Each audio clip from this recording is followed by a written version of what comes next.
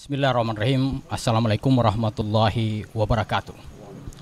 Alhamdulillahilladzi assalatu wassalamu ala asrafil anbiya'i wal mursalin wa ala alihi wa ashabihi wa kerobatihi wa juwajihi wa juriyatihi ajmain amma ba'du.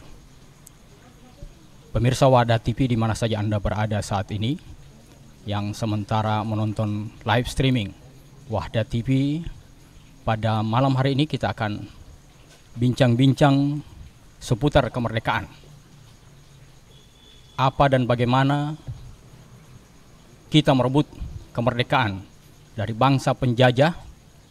Maka telah hadir di studio ini dua narasumber kita.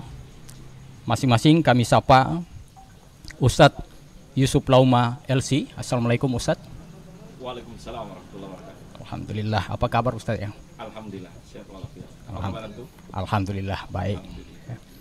Selanjutnya juga telah hadir Ustadz Khalid Walid LC. Assalamualaikum Ustadz. Waalaikumsalam warahmatullahi wabarakatuh. Apa kabar kiranya hari ini? Alhamdulillah baik.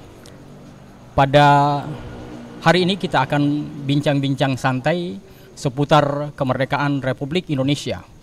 Hari ini adalah tanggal 16 dan besok kita sama-sama merayakan hari ulang tahun proklamasi Republik Indonesia ke-75 tahun. Kalau kita melihat memang belum seimbang antara penjajahan dan kemerdekaan, di mana kita dijajah 350 tahun dan saat ini kita baru merdeka usia 75 tahun. Nah, yang jelas bahwa banyak peran-peran dari seluruh elemen pada kemerdekaan kali ini. Di antaranya adalah peran ulama dan umat Islam. Kita mulai dari Ustadz Yusuf Lauma LC terkait dengan apa peran ulama dan umat Islam pada saat merebut kemerdekaan. Kami persilakan Ustadz.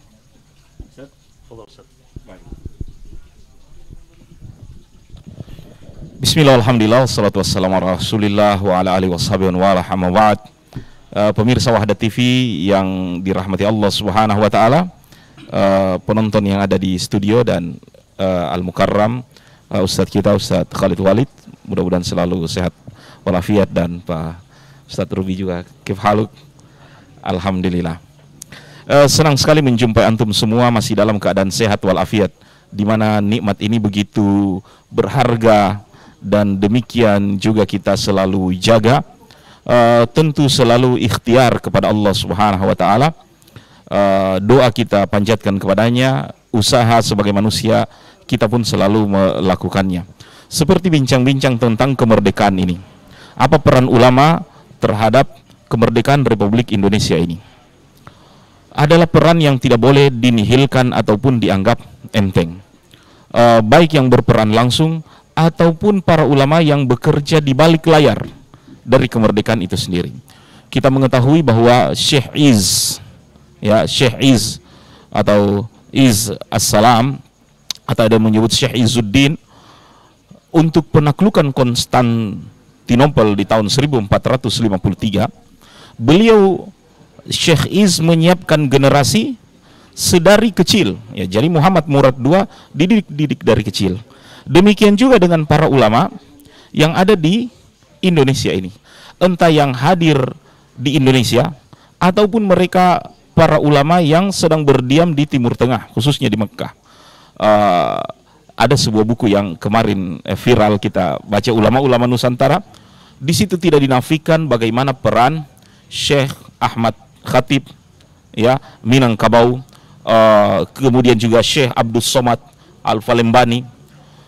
Banyak para ulama yang selalu menulis tentang risalah, entah itu risalah tentang jihadun fisabilillah, pentingnya membela agama Allah Subhanahu wa taala, maupun surat-surat mereka ataupun pidato, ya, taklim mereka menyemangati para pejuang, khususnya orang-orang yang kembali dari haji ataupun umroh. Makanya gelar haji ini kan kalau dirunut ke belakang adalah gelar yang merupakan ide Belanda. Siapapun yang pulang dari Mekah gelari haji supaya gampang mau tangkap, gampang dikenal siapa-siapa yang sudah menerima pemikiran pembaruan mengenai perlawanan terhadap penjajahan. Jadi peran ulama dari awal negeri ini begitu jelas. Dan ini disemangati oleh Al-Quran itu sendiri, yang tidak menghendaki perbudakan maupun penjajahan. Penjajahan di atas dunia harus dihapuskan, yang merupakan mukaddimah dari konstitusi kita. Itu diilhami dari agama ini yang menyuruh umat bahwa sesungguhnya perbudakan atau ubudiyah itu hanya kepada Allah semata. Qul huwallahu ahad. Ya, dan insya Allah Pak Ustadz sebentar juga akan menerangkan tentang pentingnya merdeka ini, sehingga sampai di detik-detik datang kemerdekaan itu dinyatakan oleh bangsa kita, para alim dan ulama ini tidak meninggalkan begitu saja. Tercatat di dalam konstitusi kita, dan kalimat itu sangat mahal. Ya, dalam pembukaan Undang-Undang Dasar 1945 disebut atas berkat rahmat Allah Subhanahu wa taala dan didorong oleh keinginan luhur. Coba kita perhatikan kalimat ini adalah kalimat agama, kalimat para ulama Ahlus Sunnah wal Jamaah yang selalu menyandarkan sesuatu itu kepada Allah Subhanahu wa taala. Atas berkat rahmat dari Allah Subhanahu wa taala, yaitu kita selalu mengatakan la haula wala quwata illa billah, dan didorong oleh keinginan luhur. Didorong oleh keinginan luhur, identifikasi dari para ulama ini Ahlus Sunnah wal Jamaah. Mereka bukan Qadariyah, mereka bukan ulama Jabariyah, ya, boro-boro mereka Syiah. Ya, jadi peran ulama Ahlus Sunnah wal Jamaah melahirkan konstitusi ini sebagai bahwa dia peran dari Allah, la haula wala quwata illa billah, kekuatan dari Allah taala. Kemudian menafikan anggapan bahwa hanya menyerah kepada Allah pasrah semata, ya, kaum Jabariyah yang bagaikan kita wayang di tangan dalang, ataupun kaum Qadiriyah yang hanya menganggap, ya, bahwa semua ini hasil usaha manusia. Ini peran ulama yang tidak bisa dihapuskan jejaknya, dan insya Allah para statis kita juga akan membahasnya, bahwasanya sebuah hadiah yang besar yang diwariskan juga oleh para ustadz dan ulama kita terhadap negeri ini, ya, kalimat nama Allah Subhanahu wa taala yang begitu indah tercatat di konstitusi itu atas berkat rahmat Allah Subhanahu wa taala. Dan Allah Subhanahu wa taala ini adalah nama dari Tuhan kita. Allah katakan innani anallah, saya ini Allah, la ilaha illa ana, tidak ada Tuhan selainku.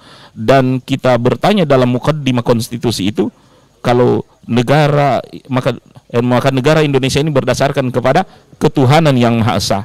Kalau kita mencari tafsiran ketuhanan yang Maha Esa, Tuhan mana? Tuhan Allah Subhanahu wa taala. Dan peran terakhir ataupun bagian yang saya ingin jawab dari apa yang Bapak sampaikan, para ulama begitu peduli akan persatuan negeri ini, ya, sehingga banyak hal yang mereka berkorban. Bukan hanya telah berkorban nyawa, darah, resolusi jihad tanggal 24 Oktober, ya, hari santri. Bukan hanya itu yang dikorbankan pula, termasuk mereka mengorbankan ego, bahkan mereka terpaksa menghilangkan 7 kata dalam Piagam Jakarta, ya, untuk menjaga persatuan. Itu pun sebenarnya persatuan yang menjadi ancaman dari Indonesia Timur yang tidak ditahu sampai sekarang siapa. Ya, tapi pedulinya mereka terhadap persatuan dan NKRI ini yang melahirkan negeri ini. Dan ketika kita pun menyebut NKRI, kita tidak pernah lupa jasa dari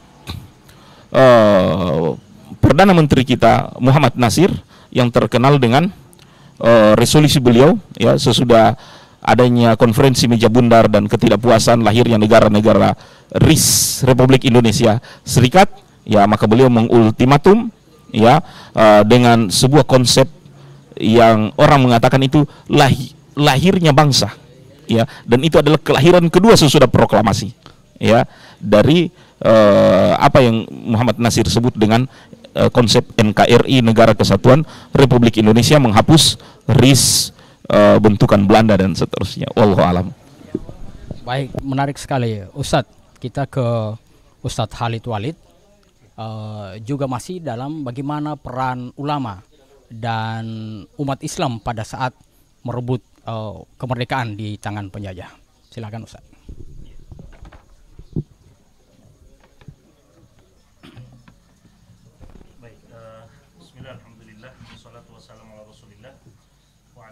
sahbihi wa mawalah wa ba'd. Para asatidzah yang kami muliakan, kemudian pemirsa Wahda TV dimanapun Bapak Ibu berada, alhamdulillah ya, momen dan kesempatan ini kita bisa duduk bersama pemirsa sekalian meskipun berada di rumah kita masing-masing dalam momen menyambut kemerdekaan atau memperingati ya Hari Kemerdekaan Republik Indonesia yang kita cintai bersama, dan kita doakan bersama Allah, semoga Allah Subhanahu wa taala senantiasa menjaga republik kita ini dari orang-orang yang tidak bertanggung jawab atau yang ingin merusak ya, republik yang kita cintai ini. Sudah sangat jelas apa yang disampaikan oleh Ustadz kita tadi ya, Ustadz Yusuf Romo, bahwa kemerdekaan Republik Indonesia sudah sangat jelas apa yang disampaikan oleh Ustadz kita tadi, bahwa Republik Indonesia ini kemerdekaan yang direbut dan diraih oleh Republik Indonesia ini dari tangan-tangan penjajah itu tidak lepas sama sekali dari peran para ulama kita.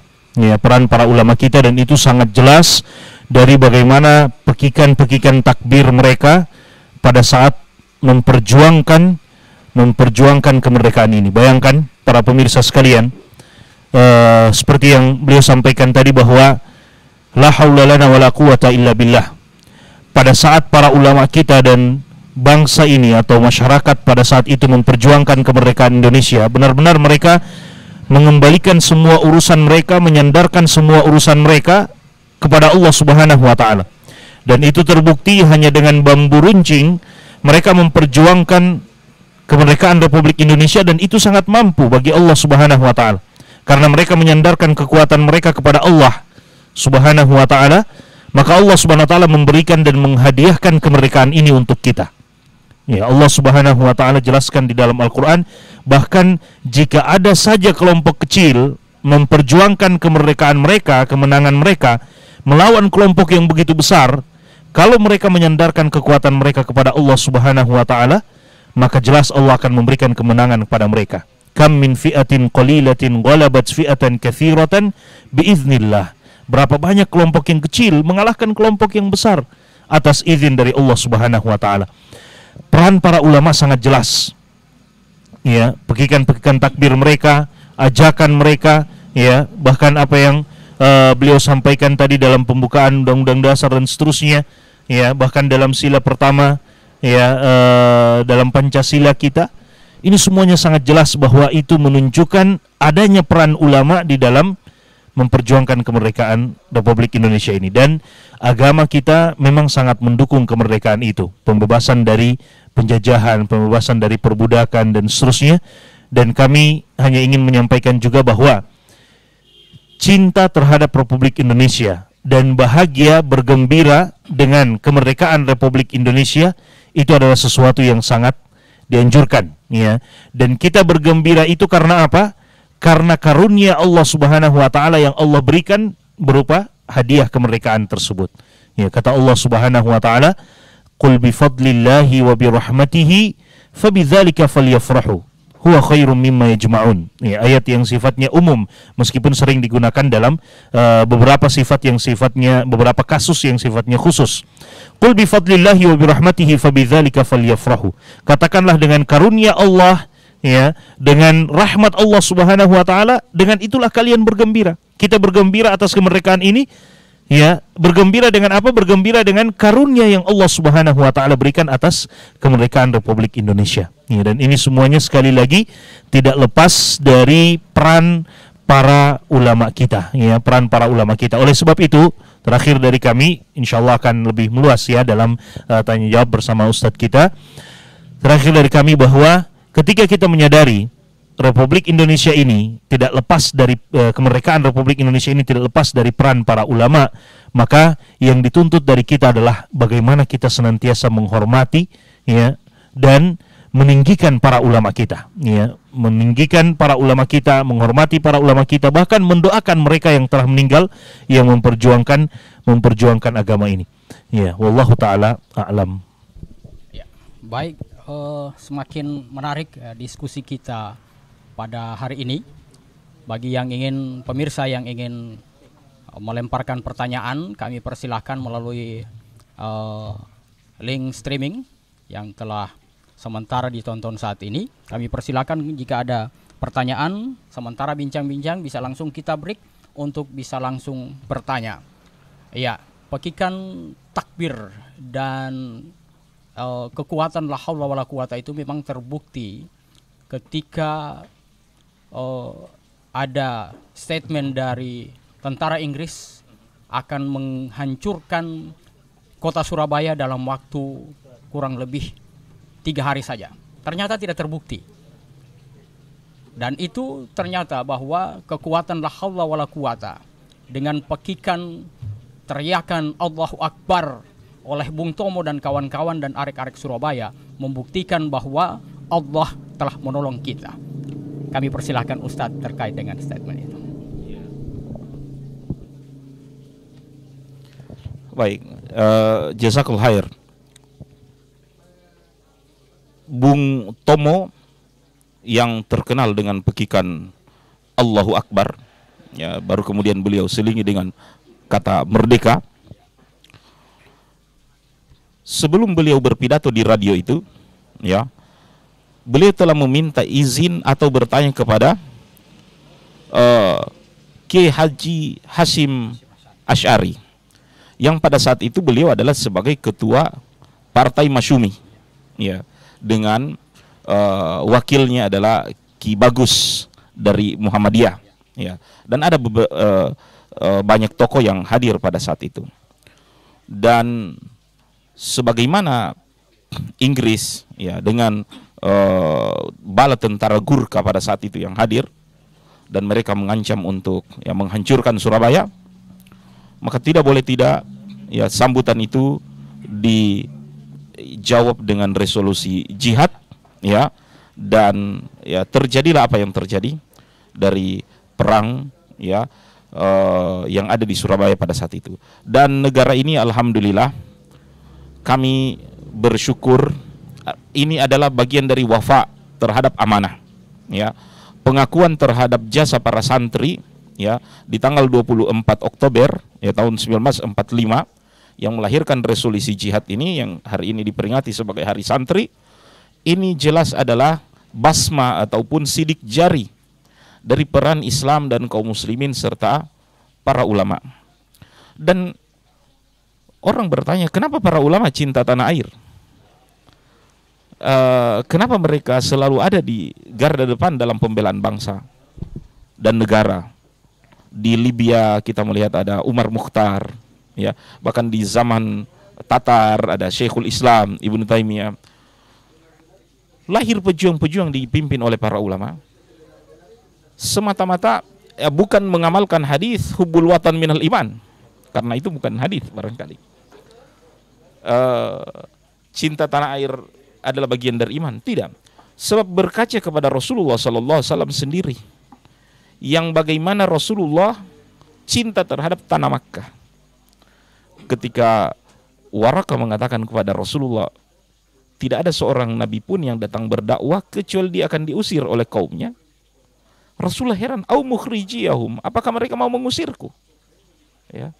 Dan terjadilah pengusiran itu. Nabi meninggalkan kota Mekah sebelum hilang bayang-bayang kota Mekah dari balik pegunungan. Rasulullah SAW mengatakan, laukana qaumuki, ya, ma'akhrajuni, seandainya kaummu tidak mengusirku untuk keluar, maka aku tidak akan keluar dari tempat ini. Kita melihat para sahabat Nabi SAW ketika Fatu Makkah, ada yang bahkan tiarap ke tanah saking rindunya terhadap Makkah. Bilal yang sakit parah panas, ketika mengigau didengar oleh Aisyah adalah mendendangkan rindunya untuk pulang Makkah. Sebagaimana tabiat kita kalau sakit di rantau selalu inginnya pulang kampung, ada di tengah-tengah keluarga.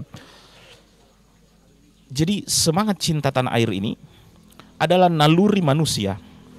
Dan yang kedua merupakan pembelaan dari alam sekitar kita, tanah tempat kita berpijak, air tempat kita minum, darah tempat kita tumpah. Sebab mereka lah yang akan menjadi saksi di hari kiamat nanti.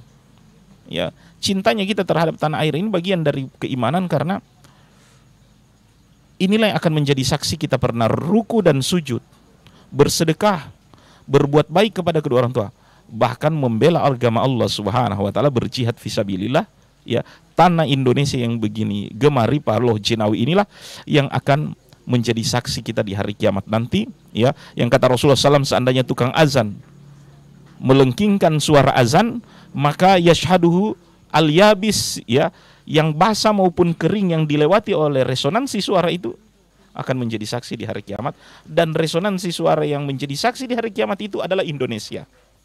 Makanya memisahkan Indonesia dari umat Islam, dari para ulama, seperti memisahkan tulang dari daging, memisahkan laut dengan pantai, yang sampai hari kiamat pun tidak akan mungkin. Ya,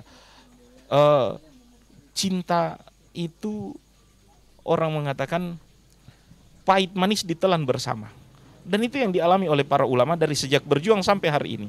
Ya, walaupun kita barangkali belum mendapatkan manis atau istilahnya gonimah dari republik ini, ya, tetapi cinta itu selalu begitu resikonya, ya. Berbalas atau tidak berbalas, masih tetap kita mencintai negeri ini, ya, dan kami prihatin terhadap negeri ini, ya, dan apapun yang diinginkan oleh negeri ini, insya Allah, ya, para ulama, para asatiz dan kaum muslimin akan siap sedia memberikannya, ya, dengan murah, walaupun itu nyawa dan harta. Ya, wallahu taala alam. Baik, telah masuk di box ini ada beberapa pertanyaan.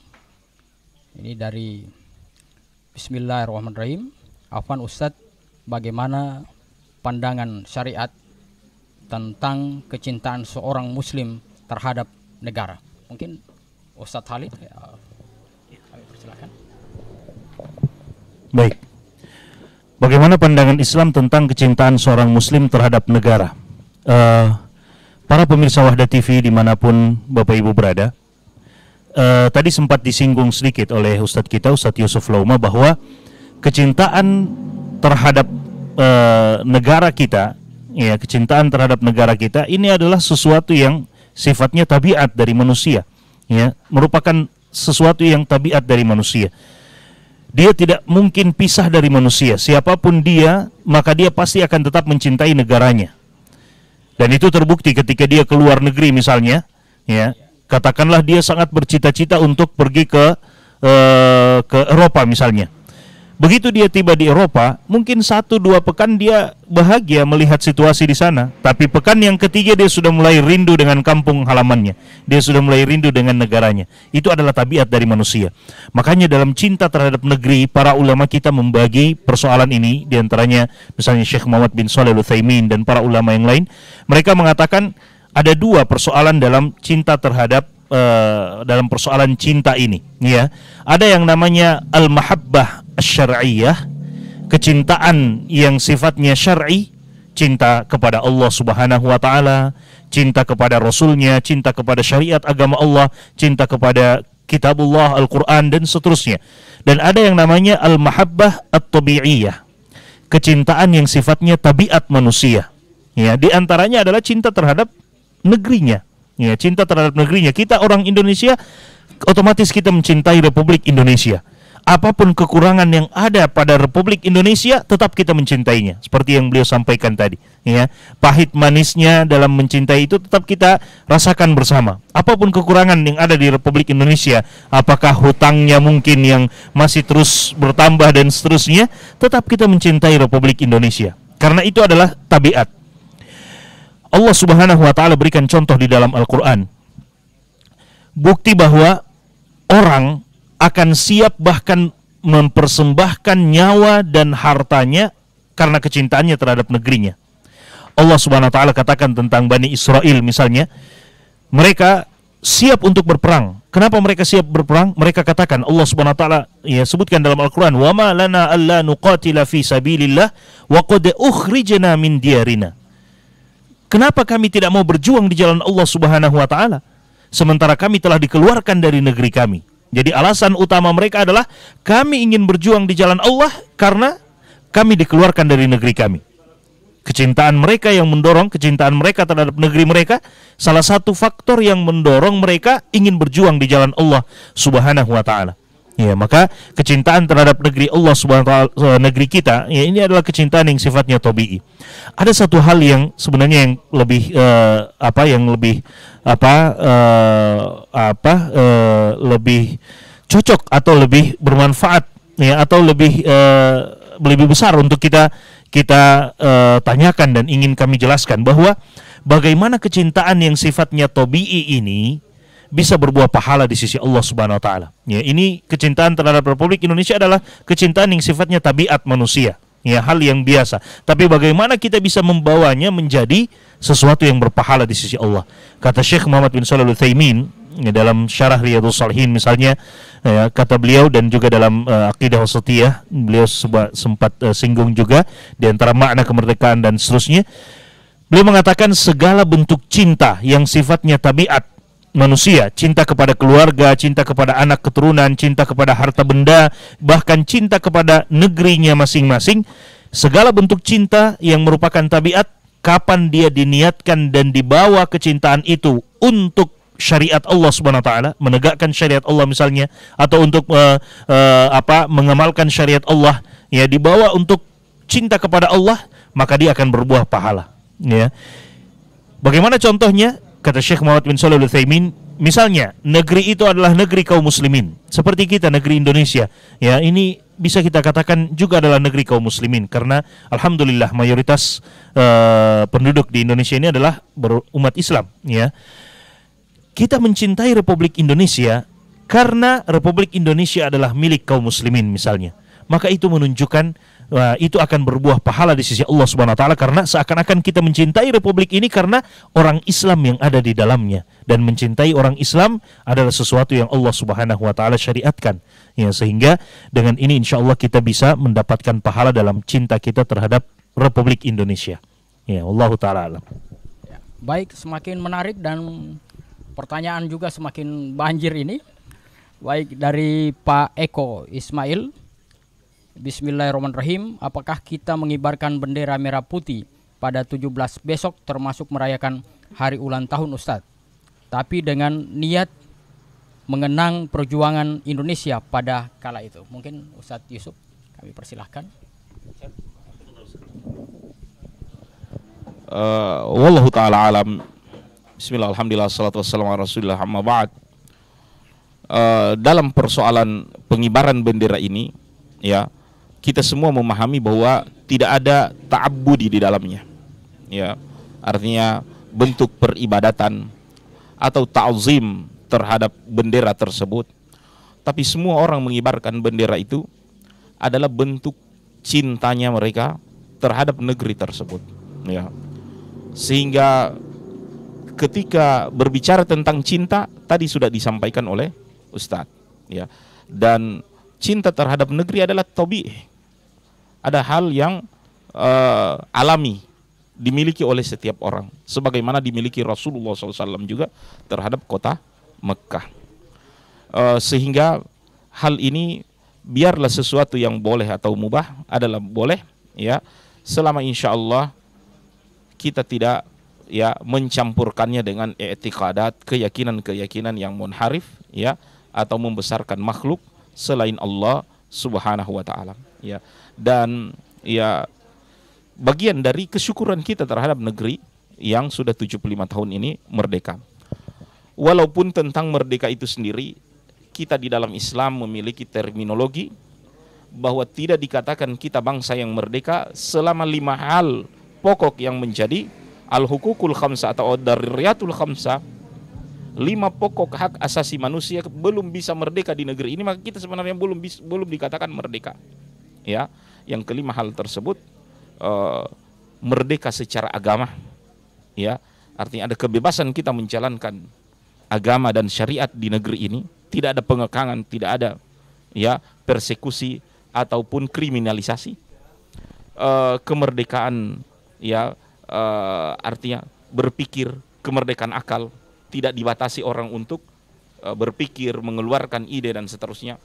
Kemerdekaan memiliki harta, ya, bahwa rakyat ini tidak dibatasi di dalam mengakses, ya, apatah lagi mengalami monopoli dan seterusnya, yang saat ini menjadi PR bagi kita. Baru kemerdekaan nyawa untuk hidup ya di negeri ini, yang insya Allah bisa dijelaskan oleh para ahli tadi saya tahu. Kita bisa melihat apa daruriyatul khamsah. Kalau selama itu belum merdeka, berarti kita memang ya secara zahirnya penjajah pergi, tapi kehidupan kita masih dalam. Namun saya dalam pertemuan ini memiliki sebuah risalah.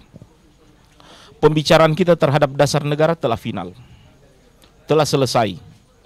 Bahwa kita telah mendasarkan dasar negara itu di atas ya Pancasila yang telah kita bicarakan. Dan Pancasila intinya adalah sila yang pertama, yaitu tauhid kepada Allah Subhanahu wa taala. Sehingga tidak ada lagi debat kusir ataupun usulan meramu sila kelima ini menjadi 3 ataupun menjadi ya 1 sila. Tinggalkanlah perdebatan ideologis seperti ini, karena ini telah dibahas oleh para pendahulu kita, para ulama dan para nasionalis. Siapapun nanti yang diberi amanah untuk memimpin negeri ini hari ini dan yang akan datang, mereka memiliki tugas pokok yang merupakan sila yang kelima. Dan ini yang menjadi persoalan kita hari ini, yaitu membagikan semua keadilan bagi seluruh rakyat Indonesia. Keadilan inilah yang dituntut, dan keadilan ini adalah wad'u syai' fi makani, meletakkan sesuatu di atas tempatnya. Bagaimana menjadikan seorang itu adil, yaitu orang yang jujur, dialah yang harus dipuji, ya, bukan dibalik, ya, iltibasul haq bil batil, ya, mencampur adukan kebatilan dengan yang hak.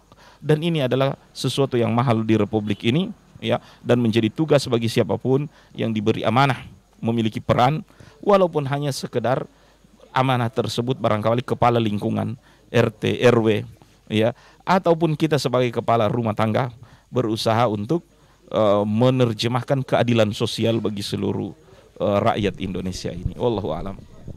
Baik, pemirsa Wadah TV di mana saja Anda berada saat ini yang sementara menonton live streaming. Terus kebanjiran kita pertanyaan, insya Allah kita bisa selesaikan semua. Ya, ini dari Pak Rahman. Assalamualaikum warahmatullahi wabarakatuh. Ustadz, terkait dengan Hari Kemerdekaan Indonesia, biasanya kita melakukan banyak perlombaan dan mendapatkan hadiah bagi yang menang. Apakah ini tidak termasuk dalam taruhan? Ya, mungkin Ustadz Khalid bisa menjelaskan apakah ini taruhan atau tidak ini. Ya, silakan. Ada panjat pinang apa semua biasanya ini. Iya.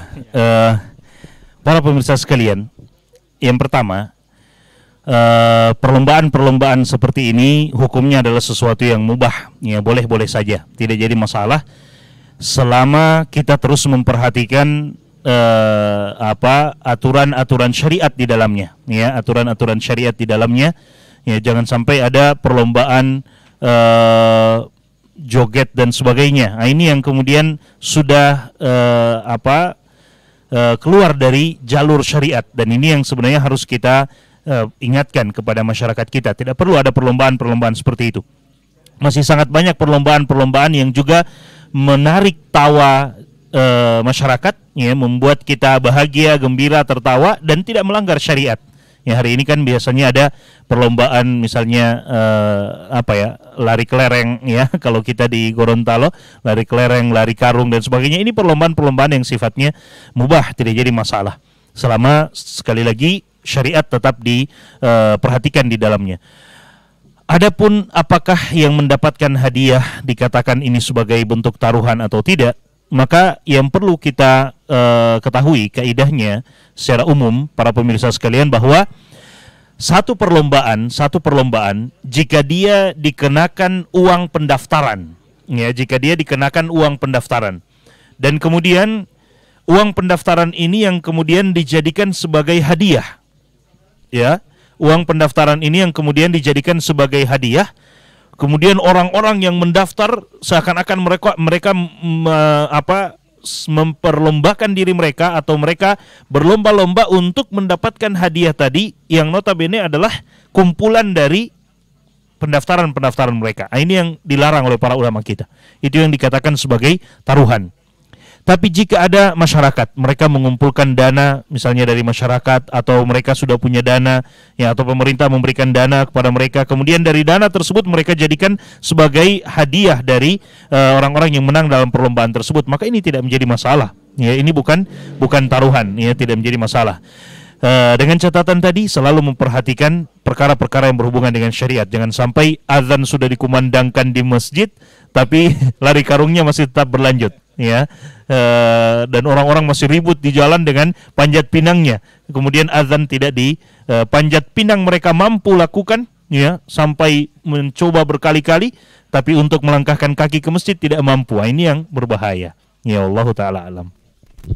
Mungkin lebih memilih lomba-lomba di dalam perayaan itu kita pilih yang lebih mendekatkan kepada syariat.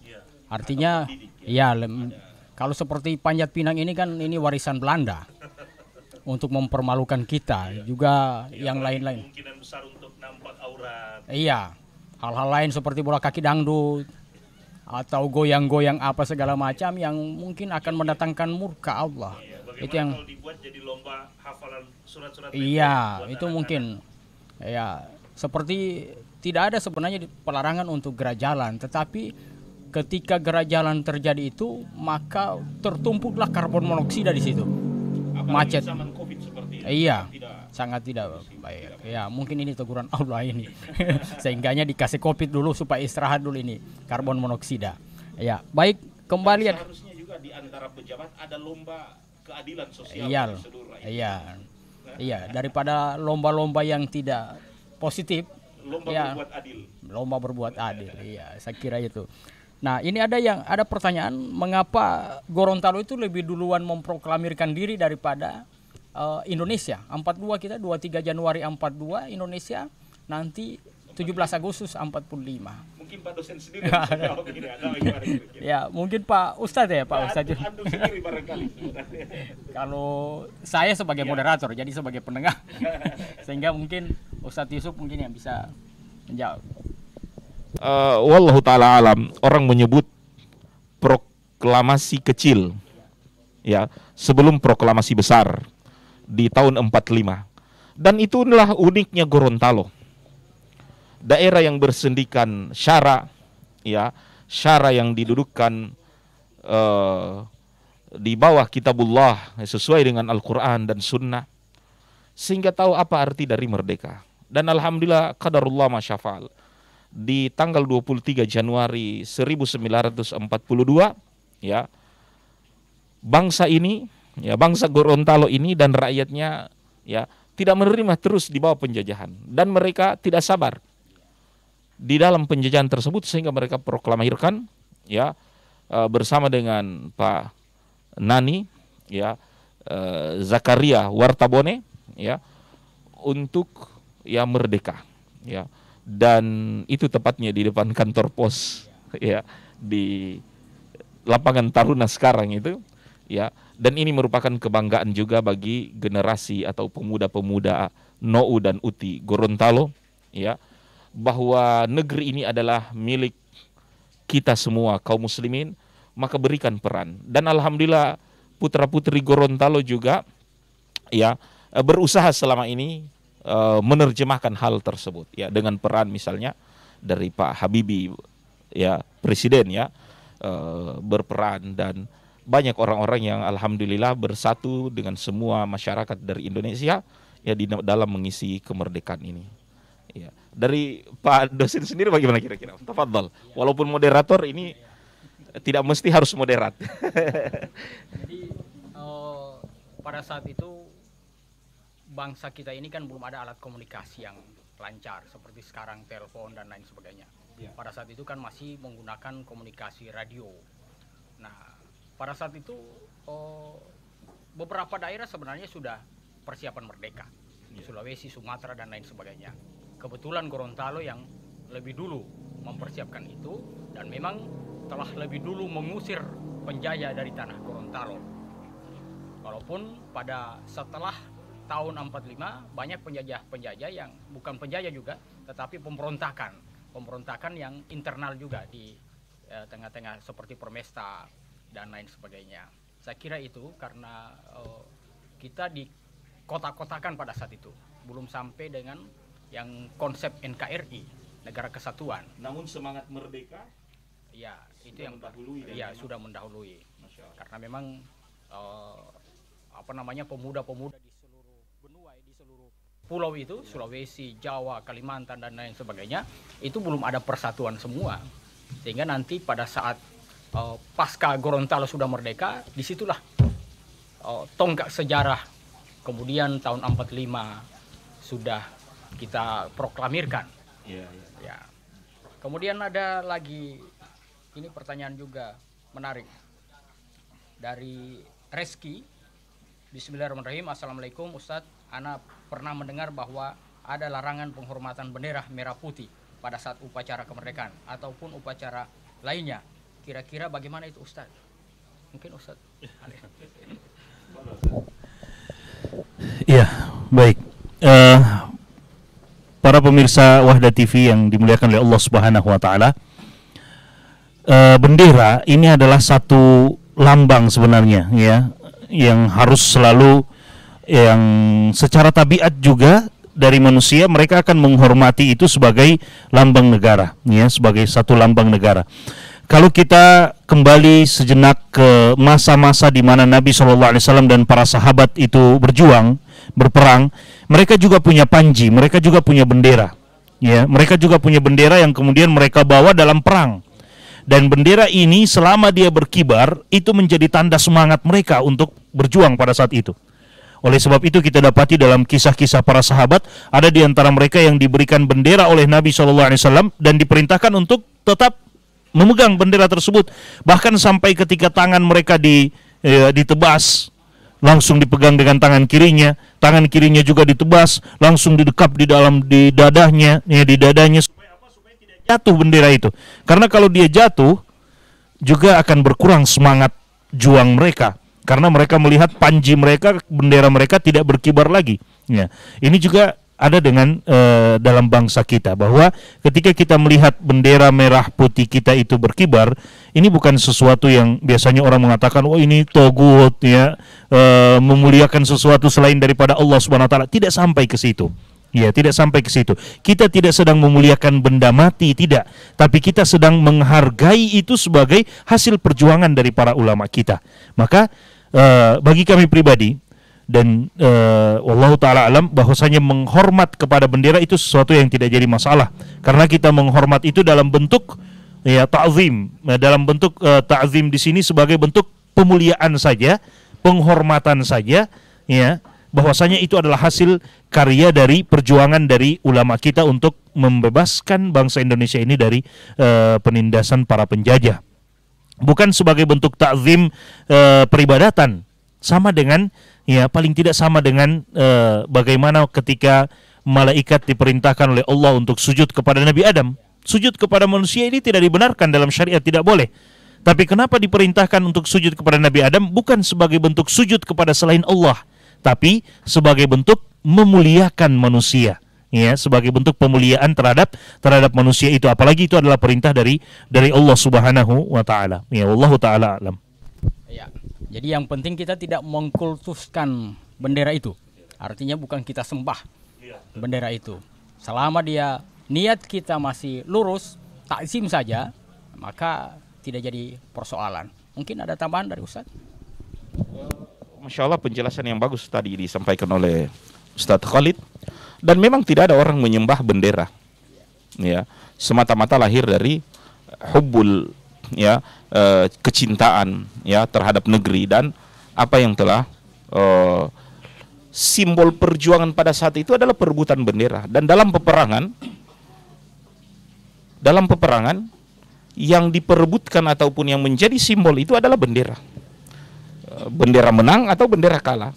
Kita mengetahui adalah bendera menyerahkan bendera putih. Angkat bendera putih artinya sudah menyerah. Hatta orang yang tinju pun kalau buang handuk kan orang bilang sudah kalah, ya. Dan pemirsa yang dirahmati Allah Subhanahu wa taala, sebagaimana yang disampaikan oleh Ustadz Khalid tadi, itu Ja'far At-Tayyar, Ja'far yang digelari dengan burung yang terbang, karena kedua tangannya putus, di dalam mempertahankan ya bendera. Ya.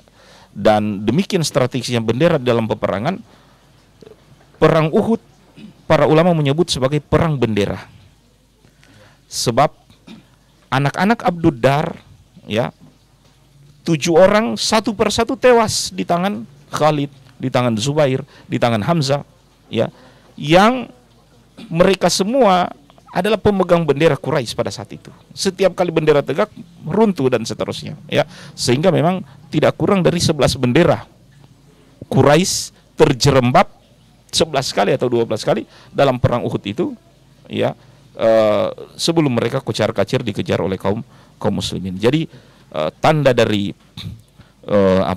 heroiknya kemenangan dari perang ditandai dengan bendera. Dan kita melihat bagaimana dalam sejarah perebutan bendera merah putih di Hotel Yamato dengan merobek biru, dan ya para pejuang pada saat itu mendirikan merah putih. Dan hari ini kita tinggal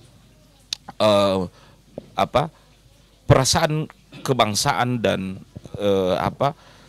izah memiliki tanah air itu ditandai dengan bendera tadi. Jadi tidak ada sama sekali ta'abbud di dalamnya. Ya, baru kemudian kita mengaitkannya dengan peribadatan sehingga menyebut dia sebagai togut dan seterusnya. Ya, wallahu taala alam. Karena Rasulullah SAW sendiri ya tidak memperlakukan bendera itu sesuatu yang disembah dan seterusnya. Dia ada, dan secara bahasa bendera ini alam. Alam itu artinya tanda. Ya, dan bendera pun itu dalam bahasa Indonesia kita mengartikan bahwa dia adalah tanda bangsa. Ya, tanda bangsa merdeka. Ya, wallahu taala alam. Baik, yang jelas seperti sebagaimana yang saya sampaikan tadi bahwa kita tidak mengkultuskan benda itu, maka insya Allah tidak akan dapat melawan syariat. Ya, saya kira itu. Ini juga ada pertanyaan menarik, bagaimana hukumnya menyanyikan lagu kebangsaan Indonesia Raya? Ya. Mungkin kalau pertanyaan ini apakah hanya lagunya atau dengan musiknya? Mungkin ini yang menjadi. Iya. Ya, mungkin Ustadz Khalid dulu. Iya. Baik. Pemirsa sekalian yang dimuliakan oleh Allah Subhanahu wa taala. Seperti yang beliau sampaikan bahwa seandainya hanya bait-bait lagunya saja Indonesia Raya, ini sesuatu yang tidak jadi masalah. Karena para ulama kita yang membolehkan nyanyian, mereka membolehkan bait-bait syair atau nyanyiannya selama tidak berisi ajakan dalam kemaksiatan, ya, berbau kemaksiatan dan sebagainya, tidak jadi masalah. Dan juga selama tidak diiringi dengan musik. Nah, ini yang jadi permasalahannya, karena musik itu menurut kesepakatan 4 mazhab dia diharamkan oleh Allah Subhanahu wa taala. Ya, musik diantaranya dalilnya adalah firman Allah Subhanahu wa taala dalam surat Luqman. Allah Subhanahu wa taala mengatakan, "Wa minan nasi may yattakhidhu lahwal hadithi liyudilla an sabilillah." Ada di antara manusia yang menjadikan lahwal hadis, ucapan-ucapan yang sia-sia, untuk menyesatkan manusia dari jalan Allah Subhanahu wa taala. Ya, Abdullah bin Mas'ud, Abdullah bin Abbas, dan para ahli tafsir di zaman Nabi SAW, di zaman para sahabat, mereka sampai bersumpah dan mereka mengatakan yang dimaksudkan adalah al-aghani, nyanyian-nyanyian yang dibarengi dengan musik. Ya, apalagi datang hadis Nabi SAW, ya, yati aqwamun yastahilluna, mereka akan datang satu kaum yang akan menghalalkan. Kita perhatikan ucapan Nabi, yang akan menghalalkan, artinya haram sebelumnya. Mereka berusaha menghalalkannya. Ya, di antaranya adalah al-ma'azif, ya, alat musik, ya, alat-alat musik.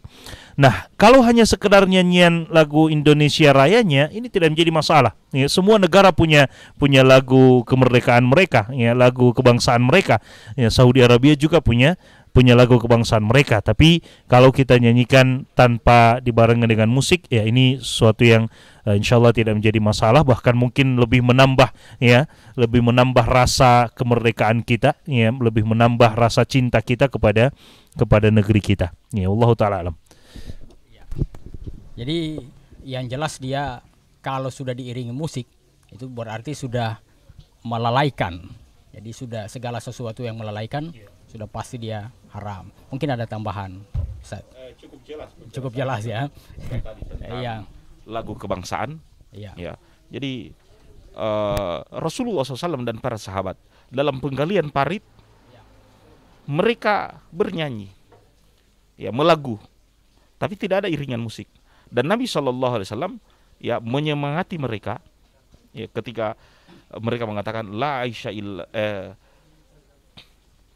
mereka bernasyid ya dengan nasyid penyemangat menggali parit pada saat itu, sehingga Rasulullah SAW mengatakan la aisha illa aisyatal akhirah farhamil muhajira wal ansar. Ya Allah, tidak ada kehidupan kecuali kehidupan akhirat, sayangilah muhajirin dan ansar. Ya, itu bagian dari bait syair yang kalau dalam bahasa kita baku balas pantun. Ya.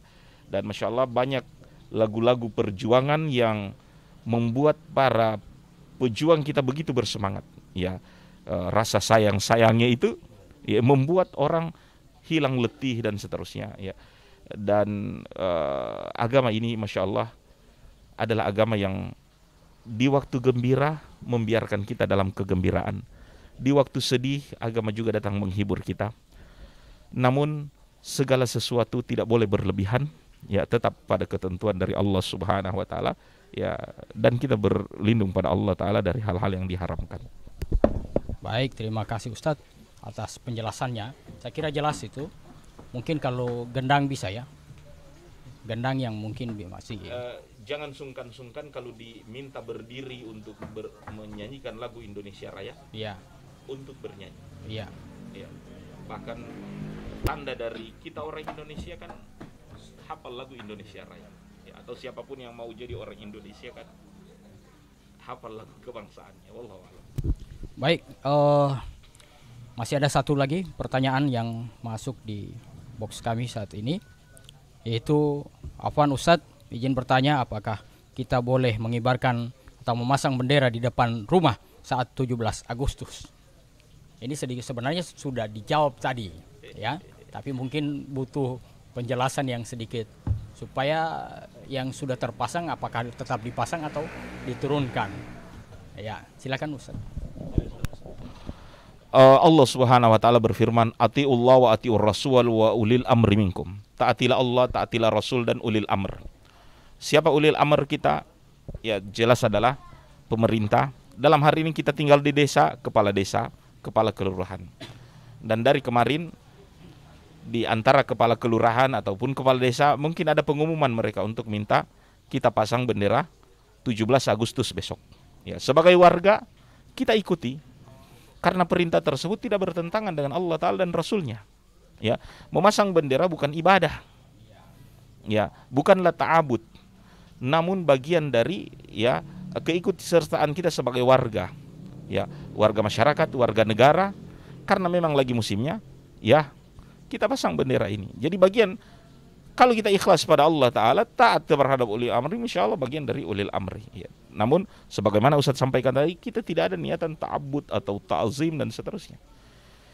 Jadi insya Allah besok ya pasang bendera kalau memang itu adalah perintah dari ya kelurahan atau RT ya atau misalnya di lalu lintas minta kita untuk memasang bendera dan seterusnya, ya ini bagian dari tanda warga negara yang baik, ya.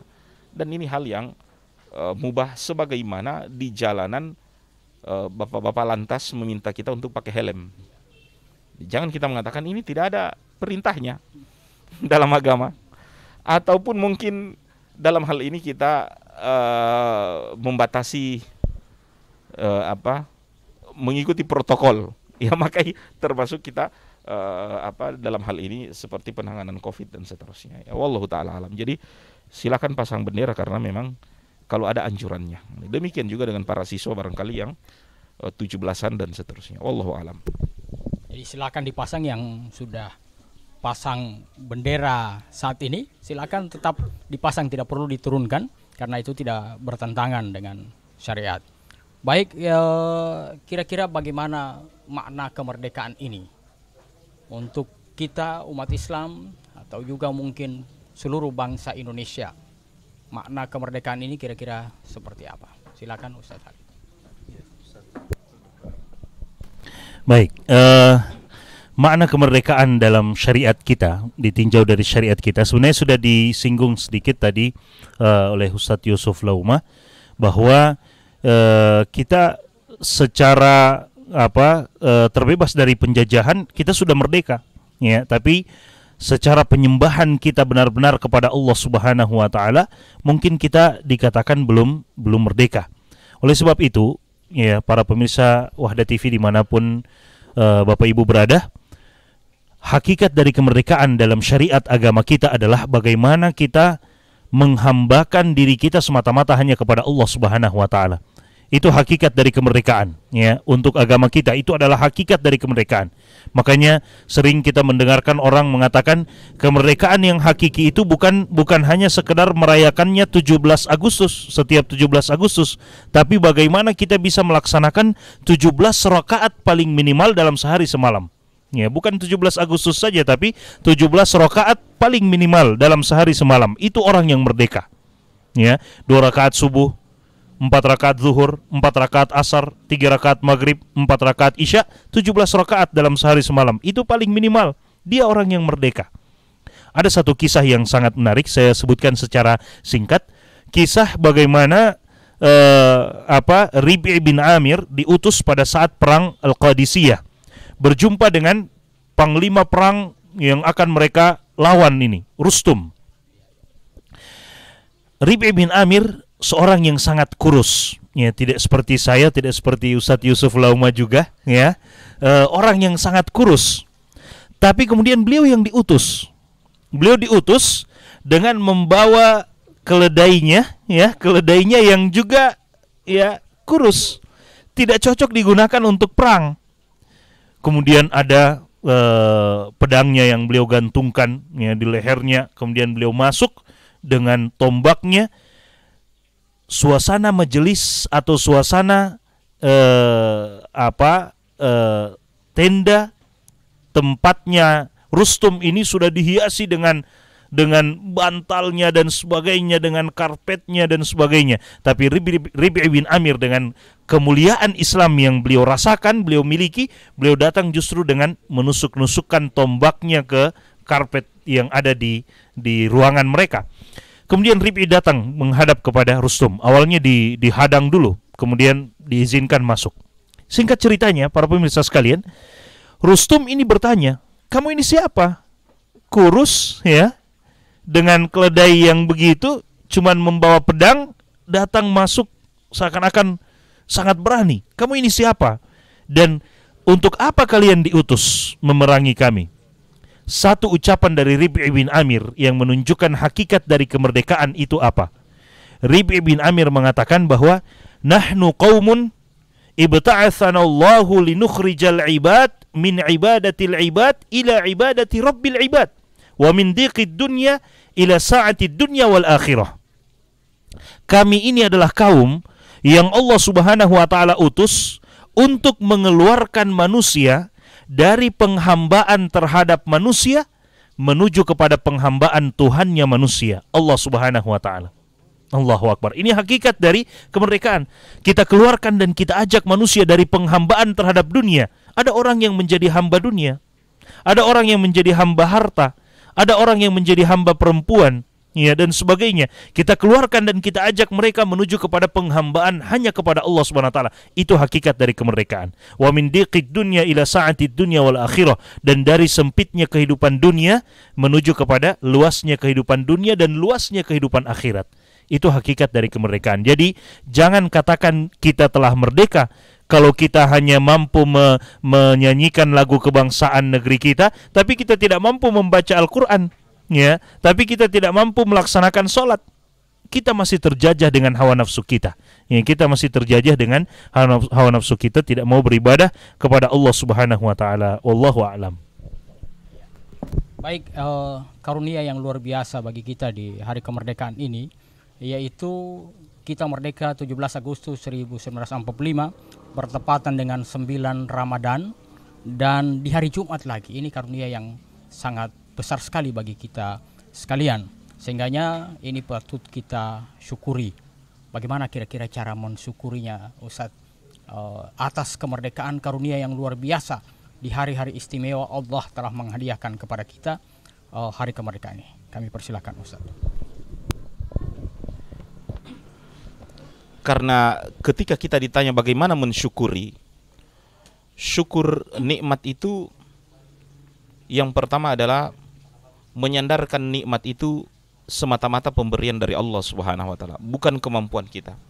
Dan itu telah dinyatakan oleh para founder negeri ini, mengatakan atas berkat rahmat dari Allah Subhanahu wa taala. Ini berarti takbir, ini adalah pengungkapan syukur bahwa memang semua ini dari Allah Subhanahu wa taala, ya.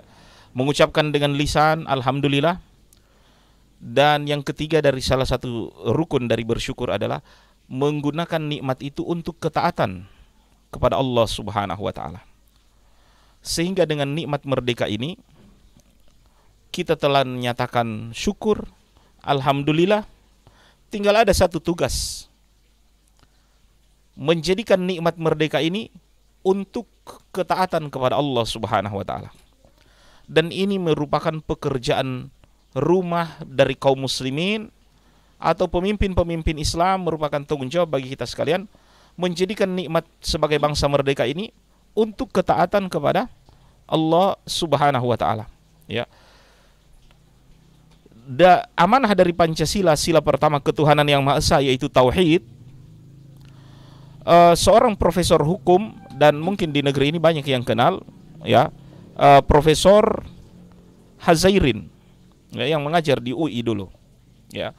Beliau pernah mengatakan makna dari Tuhan yang Maha Esa, sila pertama itu mengakui bahwa Allah Subhanahu wa taala, ya, adalah Tuhan yang menganugerahkan negeri ini. Pengakuan dari Tuhan yang Maha Esa itu juga mengakui sifat-sifat dari Tuhan itu. Ya, kalau bahasa kita Asmaul Husna, bahwa Tuhan memiliki sifat, dan di antara sifat yang paling utama itu dia adalah Ahad, satu-satunya yang disembah. Dan pengakuan terhadap sifat Tuhan yang Maha Esa itu adalah mengakui kedaulatan Tuhan. Mengakui kedaulatan Tuhan dalam negeri ini, jangan kita kufur cuma mengatakan negara kita ini berdasarkan sila ketuhanan yang Maha Esa, namun kita memarjinalkan kedaulatan dan hak Tuhan yang harusnya juga, ya, berhak untuk mengatur negeri ini. Di mana hak-hak Tuhan itu hukum-hukum Tuhan yang juga harus tegas untuk diterapkan. Jangan jadikan hukum sebagai alat politik, yaitu hanya digunakan dia untuk menjerat dan seterusnya. Tidak. Dan kita meyakini hukum yang ada di negeri Indonesia ini, ya, diambil dari inspirasinya adalah konstitusi kita, dan konstitusi kita tidak ada pertentangannya dengan agama Islam, ya. Maka terapkan dan tegakkan hukum itu dengan seadil-adilnya, ya. Alhamdulillah negeri ini mengakomodir dari 3 hukum Islam. Hukum Islam ini ahwalus syakhsiyah, yang berkenaan dengan pribadi. Alhamdulillah hukum ahwalus syakhsiyah diterapkan betul di negeri ini. Perceraian, warisan, ya, pernikahan, ya, pengadilan, bahkan ada pengadilan agama. Alhamdulillah. Hukum tentang muamalah diterapkan bagus juga di negeri ini. Alhamdulillah. Kita ada hukum ekonomi Islam, ya, bank-bank syariah dan seterusnya. Tinggal ada satu hukum yang belum barangkali, dan itu mungkin kadang-kala orang mau mempersoalkan, hukum pidana, jinayat Islam. Andaikan hukum jinayat Islam yang mencuri belum dipotong tangan, yang membunuh belum dikisas, bukankah mereka dipenjara hari ini juga bentuk takzir dalam Islam yang boleh juga dikatakan lebih baik kita salah menghukum orang, lebih baik kita salah membebaskan orang daripada salah menghukum orang. Jadi mudah-mudahan para terpidana yang hari ini belum dipotong tangan, belum dikisas, belum dipotong leher dan seterusnya, ya, bagian dari keadilan juga Islam yang Allah Ta'ala anugerahkan terhadap negeri ini, ya, bahwa mereka juga telah menjalani hukuman takzir, ya, yang juga bagian dari syariat Islam ini. Nah, ini yang merupakan wasiat, dan malam hari ini memperingati hari kemerdekaan, ketika kita menghargai negeri ini, menghargai dasar dari negara ini Pancasila, dan Pancasila 5 sila itu, ya, sila yang pokoknya adalah ketuhanan yang Maha Esa. Ketika kita jadikan Tuhan sebagai landasan dari negeri ini, sehingga apapun ajaran yang bertentangan dengan ajaran Tuhan tidak boleh hidup di negeri ini, apalagi ajaran mengingkari Tuhan, ateis dan seterusnya, tidak berhak hidup di negeri ini, ya. Maka jadikan juga Tuhan berdaulat di negeri ini, yaitu hukum, ya, yang hukum itu adalah ya milik Allah Subhanahu wa taala. Ya, walaupun kita tidak menuduh bahwa hukum ini sudah hukum syariat ya, tapi paling tidak hukum yang berlaku di negeri ini tidak ada yang sangat destruktif atau bertentangan dengan Islam, maka tegakkanlah ya hukum itu dengan seadil-adilnya ya, dan kaum muslimin rebutlah ya peran untuk berperan di negeri ini sebagai pengabdianmu dan ibadahmu kepada Allah Subhanahu wa taala. Wallahu alam. Ya, pemirsa Wadah TV di mana saja Anda berada saat ini, syukur alhamdulillah kita tidak terasa 1,5 jam sudah berada pada penghujung acara. Untuk itu kita ucapkan terima kasih kepada seluruh pemirsa Wadah TV di mana saja Anda berada yang sementara menonton live streaming ini, dan kami pastikan bahwa Anda yang sementara stay di channel ini itu adalah pilihan-pilihan Allah Subhanahu wa taala. Allah akan beratkan tangan Anda jika sekiranya Anda bukan merupakan pilihan Allah Subhanahu wa taala untuk mendengarkan dakwah dari Wahdah TV kali ini. Closing statement dari dua ustadz ini kita akan dengarkan. Kita mulai dari Ustadz Khalid Walid. LC, kami persilahkan untuk closing statement. Iya. Para pemirsa Wahdah TV yang dimuliakan oleh Allah Subhanahu wa taala, ya Ustadz Yusuf Lauma hafizahullah taala, dan moderator kita yang luar biasa ini Pak dosen ya hafizahullah taala. Dari kami bahwa sekali lagi harus kita tanamkan dalam jiwa kita bahwa kemerdekaan Republik Indonesia ini tidak pernah lepas dari perjuangan para ulama kita. Maka kita harus hargai perjuangan tersebut. Kita harus hargai dan kita teruskan perjuangan mereka dengan cara menjalankan apa yang telah mereka ajarkan kepada kita, menjalankan syariat agama Allah Subhanahu wa taala yang telah mereka ajarkan kepada kita. Kemudian juga kemerdekaan ini adalah hadiah dari Allah Subhanahu wa taala yang perlu untuk kita syukuri, tadi sudah disebutkan, dan di antara bentuk syukur kita adalah dengan meyakini sepenuh hati bahwa ini pemberian dari Allah, dan juga di antara bentuk syukur yang paling hakiki adalah bagaimana kita menggunakan nikmat yang Allah berikan ini untuk selalu membuat kita lebih dekat kepada Allah Subhanahu wa taala. Jangan sampai kemerdekaan Republik Indonesia kita justru membuat kita jauh dari Allah, yang merasa sombong dengan kemerdekaan kita, dan kita melihat bangsa yang masih sementara dijajah, kita melihat mereka dengan sebelah mata kita ada di sana Palestina yang masih terus dijajah dengan Masjidil Aqsa mereka. Kita bersyukur kepada Allah Subhanahu wa taala dengan kemerdekaan kita, dan tentunya kita terus mendoakan ya sebagian bangsa kita yang masih dengan ada penjajahan di mereka. Kita doakan semoga Allah Subhanahu wa taala memberikan kenikmatan yang serupa yang telah kita dapatkan diberikan kepada mereka, bahkan mungkin lebih. Ya, wallahu taala alam. Terima kasih atas kesempatan yang diberikan kepada kami, begitu pula Wahdah TV, dan tak lupa ya, terakhir tak lupa tempat yang kita sedang berada di dalamnya ya. Ini adalah Pondok Ikan Batu ya, tempat rumah makannya Ustadz kita juga, Ustadz Supardi Liu hafizahullah taala. Wallahu taala alam. Silakan Ustadz closing statementnya.